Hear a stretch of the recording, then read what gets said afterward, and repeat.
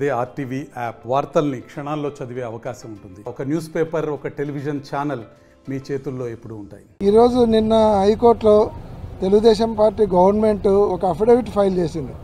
ఇక్కడ ఉన్నటువంటి legal institutions అన్నీ ఏమున్నాయో అవన్నీ కూడా మేము అమరావతికి షిఫ్ట్ చేస్తాము, దాని మీద అఫిడవిట్ ఫైల్ చేస్తాము, జీవో ఇస్తామని కూడా చెప్పడం జరిగింది. ఇది చాలా దుర్మార్గం. ఎందుకంటే వెనుకబడినటువంటి రాయలసీమ ప్రాంతానికి వేరే సోర్సెస్ లేవు కాబట్టి జగన్మోహన్ రెడ్డి గారు ఈ లీగల్ ఇన్స్టిట్యూషన్స్ అన్ని ఇక్కడ తీసుకొని రావడం, నేషనల్ లా యూనివర్సిటీ ఇక్కడ పెట్టడం జరిగింది. కానీ దుర్మార్గంగా చంద్రబాబు నాయుడు గారు ఇవన్నీ కూడా తీసుకొని పోవడం అనేది వెనుకబడినటువంటి రాయలసీమ ప్రాంతాన్ని ఇంకా వెనుకబడినట్టు చేయడమే అవుతుంది.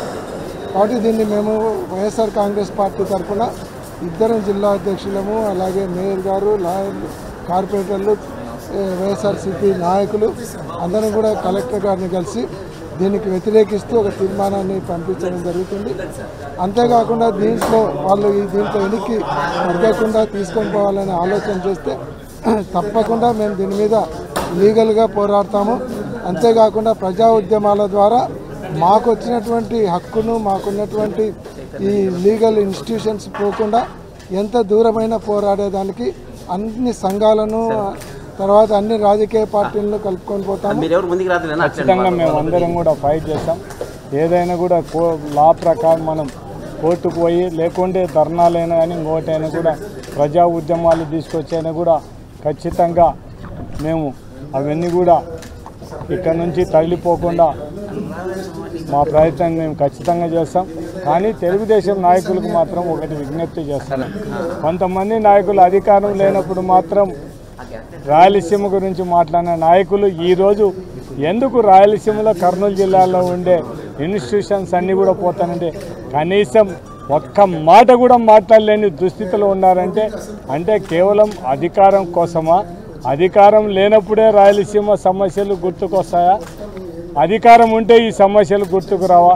నేను ఆ నాయకులందరూ కూడా కోరేది ఒకటే, మీలో చిత్తశుద్ధి ఏమున్నాయని కూడా ఈ రాయలసీమ వాసిగా, కర్నూలు వాసిగా మీరందరూ కూడా ఏదైతే ఉద్యమాలు చేసే నాయకులందరూ కూడా అంతకుముందు రాయలసీమ కోసం ఉద్యమాలు చేసినారో, రాయలసీమ కోసం మొత్తం మీరు అందరూ కూడా ధర్నాలు ఇవన్నీ చేసినారో అటువంటి నాయకులందరూ కూడా ఇప్పుడు ఈ కర్నూలు జిల్లాలో తరలిపోయే ఈ ఇన్స్టిట్యూషన్స్ అన్నీ కూడా నిలబెట్టడానికి మీరు ప్రయత్నం చేస్తే మీలో చిత్తశుద్ధి ఉంటుంది అనుకుంటాం తప్ప కేవలం మీరు అధికారం కోసమే మాత్రమే మీరు ఉద్యమాలు చేస్తున్నారని ప్రజలు అనుకునే పరిస్థితి ఉంటుంది. కాబట్టి ఒక్కసారి ఆ నాయకులందరూ కూడా ఆలోచించమని నేను విజ్ఞప్తి చేస్తూ ప్రభుత్వాన్ని కూడా కోరేది ఒకటే, కర్నూలు జిల్లా ఇంతకుముందు ఎంతో నష్టపోయింది, మళ్ళీ అటువంటి జిల్లాను ఇంకా నష్టం జరగకుండా ఈ ఇన్స్టిట్యూషన్స్ ఇవన్నీ మార్చొద్దండి. ఇంకా అవసరమైతే ఇంకా కొన్ని ఇన్స్టిట్యూషన్స్ ఇక్కడ పెట్టని చెప్పడం ఉండే ఇన్స్టిట్యూషన్స్ మాత్రం మార్చొద్దని మాత్రం వాళ్ళకు విజ్ఞప్తి చేయడం జరుగుతుంది. మరిన్ని వీడియోస్ కోసం ఛానల్ ని సబ్స్క్రైబ్ చేయండి, లేటెస్ట్ అప్డేట్స్ కోసం వాట్సాప్ ఛానల్ ని ఫాలో చేయండి అండ్ లింక్ డిస్క్రిప్షన్ లో ఉంది.